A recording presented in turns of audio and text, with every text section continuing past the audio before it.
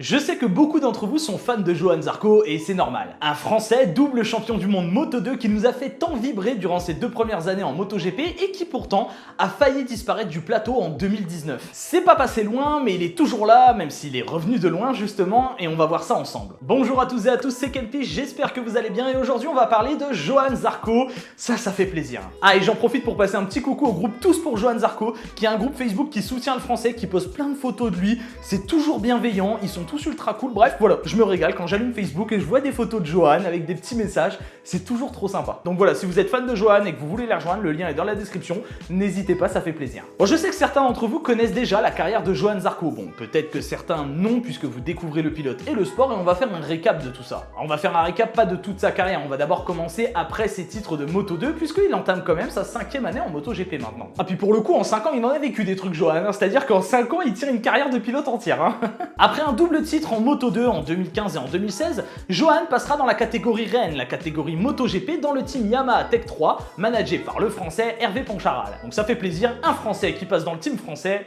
Ça commence bien cette histoire. Pour une année de rookie, Johann s'en sortira plus que bien puisqu'il fera au total 3 podiums et terminera 6ème du général. Pour une équipe satellite, c'est quand même pas dégueu. Et pour les anecdotes de cette saison, il mènera même la première course au Qatar avant de malheureusement chuter en plein milieu de celle-ci. Il s'offrira d'ailleurs son premier podium au Mans devant son public, de quoi faire plaisir à vraiment tout le monde, hein, spectateurs, équipe pilote, on en a tous pris plein les yeux, c'était parfait. Un petit peu moins de points marqués durant sa 2e saison chez Tech 3, mais il fera comme l'an passé, 6ème au général, 3 podiums, de quoi encore une fois faire une belle saison. L'expérience est prise pour le français, il était temps maintenant de se projeter vers l'avenir, un avenir qui s'annonçait plutôt radieux. Plusieurs offres étaient là sur la table, mais on se demandait encore vers laquelle Johann allait se tourner. Bon, je pense qu'on aurait tous aimé le voir dans Yamaha officiel, un peu la suite de tout ça. 6 podiums avec Yamaha satellite, il est temps d'aller gagner avec la officielle. Et pas simplement des victoires, pourquoi pas aller gagner un titre avec cette moto même. On a donc entendu parler de pas mal de marques, notamment Honda Repsol en tant que coéquipier de Marc Marquez, et c'est finalement une autre moto orange qui a été choisie par Johann et son équipe, la KTM du team Red Bull. Alors, énorme rebondissement, puisque à ce moment-là, Johann faisait partie des top pilotes, devenait bankable, et pourtant, lui et son équipe ont choisi l'une des pires motos du plateau. Le choix a aussi été influencé par le podium que Pol Espargaro a fait à Valencia en 2018 avec cette KTM justement. On se disait qu'elle avait du potentiel et de l'avenir. Bon, autre chose qui jouait aussi dans la balance, c'est le fait que KTM et Red Bull, ça pèse quand même dans le milieu du sport, hein, que ce soit en termes d'influence ou en termes d'argent. En fait, pour Johann, c'est simple, on visait sur le long terme avec cette KTM pour arriver à quelque chose de correct. L'année 2019 donc commence pour Johann Zarco, et ça commence par des essais, les essais hivernaux, et déjà là, on voit que c'est pas si simple. Après des essais compliqués, la saison commence et là on voit une chose, Johann n'y arrive pas. Johann n'y arrive pas du tout avec cette moto. En fait c'est simple, on peut la considérer comme l'opposé de la Yamaha. Vraiment totalement différente à piloter, et d'ailleurs ça se voit sur le pilotage de Johann qui n'est plus du tout le même. Et ça sera même plus que compliqué durant cette saison 2019 puisqu'il n'effectuera tout simplement pas la saison complète, il jettera l'éponge avec l'équipe au bout de 11 courses après le Grand Prix d'Autriche. Bon, en même temps comme meilleur résultat, une 10e place en 11 courses, bon, ça donne pas trop envie, c'est sûr. Et puis du coup, en même temps, avec tout ça, les relations avec KTM se dégradaient, puisque course après course, Johann se plaignait de la moto, il se plaignait ouvertement aux médias.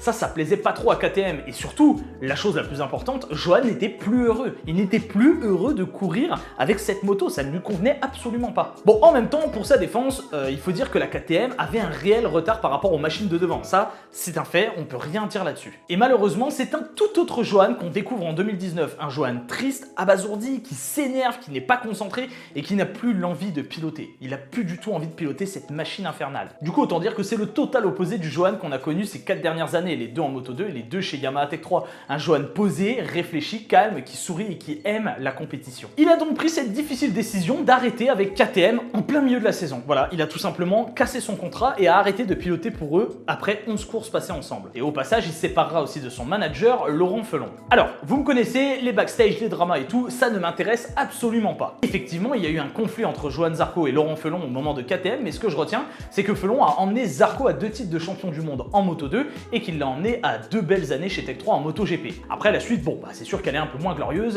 et c'est comme ça. Bref, fin de cette parenthèse, on reprend un autre Johann qui, pour l'instant, est sans guidon. Et oui, pas de guidon pour Johann, c'était difficile de savoir où il allait atterrir et on le voyait difficilement ne plus courir en MotoGP après les performances qu'il avait fait ces 2 dernières années. Et finalement, c'est Honda LCR, le team de Lucio Cecchinello, qui le récupérera durant les 3 dernières courses puisque Takaaki Nakagami s'était blessé à ce moment-là. Puis vient la question de son avenir à Johann après ces 3 courses.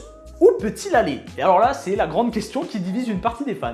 On voit et on entend tout un tas de choses. L'objectif est bien entendu de rester en MotoGP, mais les places sont plus que limitées à ce moment-là. Et on voit souvent revenir les deux mêmes choses, un possible passage en World Superbike avec Ducati, ou alors un retour en Moto2. Puisque Johan l'avait affirmé, il n'avait pas tellement envie d'être dans un team de fond de grille. Lui, il voulait quand même faire des résultats. Donc, entre être dans un team qui ne gagne absolument rien, qui fait pas de top 10, ou aller en Moto2 pour aller chercher pourquoi pas un troisième titre, bah ça mérite réflexion. Et c'est finalement vers Avintia que Johan se tourne, a.k.a. le moins bon team en MotoGP avec Aprilia.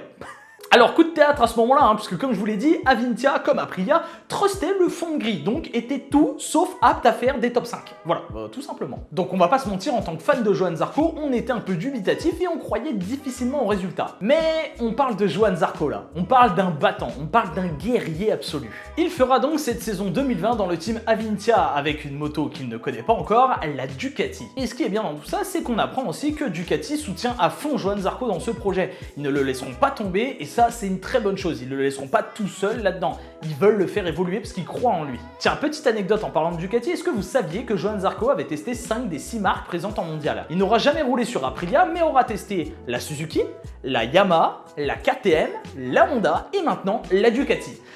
Et il prend de l'expérience, il cherche un petit peu sa moto, voilà quoi, il a le luxe de les avoir essayées ces motos. Revenons à sa saison 2020 qui est d'ailleurs une saison plus qu'agréable pour lui. 13e au général, une pole position dans cette saison et même un podium, une 3e place à Brno, de quoi marquer de gros points aux yeux de Ducati. Et on se rappellera d'ailleurs du joli long lap qu'il a fait. Et la preuve que Ducati misait pas mal sur lui, c'est qu'il était en lutte avec Francesco Bagnaia pour le guidon officiel de l'une de ses machines rouges, puisqu'Andrea Dovizioso et Danilo Petrucci partaient du team. L'arrivée de Jack Miller laissait donc une place vacante, et ça joue entre ces deux-là. Bon, finalement, c'est l'Italien Bagnaia qui arrivera à glaner ce Saint Graal, mais ce n'est que partie remise pour Johan Zarco, puisqu'après cette belle saison chez Avintia, il signe dans l'équipe supérieure de chez Ducati, Ducati Pramac. Le voici une nouvelle fois dans un team satellite, mais ce n'est pas n'importe lequel. C'est sûrement le meilleur team satellite de ces dernières années, qu'on peut même limite considérer comme un team officiel, tant les performances et les résultats sont là. Avec une moto plus proche des Ducati officiels, il est dans les meilleures conditions pour retrouver sa forme d'antan, pour aller chercher pourquoi pas une victoire, voire plusieurs, et même un titre de champion du monde,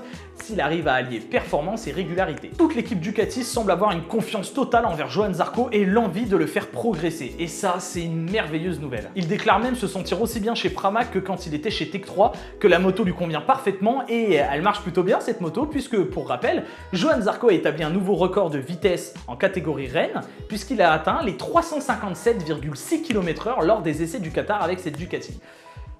Là, ça cause. C'est donc une véritable résurrection, une véritable renaissance pour Johan Zarco, tel un phénix. Lui qui a côtoyé les enfers dans un sens où il s'est retrouvé de quasi top pilote à sans guidon, et puis de renouveau quasi top pilote en l'espace de 3 ans. Là, le parcours est assez fou quand même. Et nous, en tant que fans, on se pose toujours des questions, mais on a revu nos objectifs à la hausse. On se demande plus si Johan va finir dans les points, mais surtout combien de victoires Johan va-t-il glaner en 2021. Ah bah même si la lutte est rude, franchement, on y croit là. La victoire de Johan Zarco, il a toutes les cartes en main. En attendant, notre Français Johan Zarco est comme un phénix qui renaît de ses cendres. Il va tout donner pour retrouver sa forme d'antan, essayer de récupérer un maximum d'expérience et de sensations à bord de cette machine, et on l'espère sincèrement aller chercher des victoires, histoire d'aller titiller un petit peu Fabio Quartararo. Mais la petite question, comment vous voyez le championnat 2021 pour lui? Voilà, cette vidéo est terminée, je vous laisse me dire dans les commentaires comment vous voyez tout ça. Merci beaucoup d'avoir suivi, j'espère qu'elle vous a plu, j'ai hâte de voir ce que Johan nous réserve pour cette saison 2021. En attendant, si la vidéo vous a plu, je vous invite à la liker, la commenter surtout, dites-moi tout en commentaire, la partager, vous abonner, cliquez sur la petite cloche, bref, vous connaissez la mélodie. En attendant, moi je vous laisse, je vous souhaite un très bon week-end de Grand Prix. On est en plein dedans, Grand Prix du Qatar là, donc prenez soin de vous, amusez-vous bien devant la télé, faites attention sur la route et V à tous.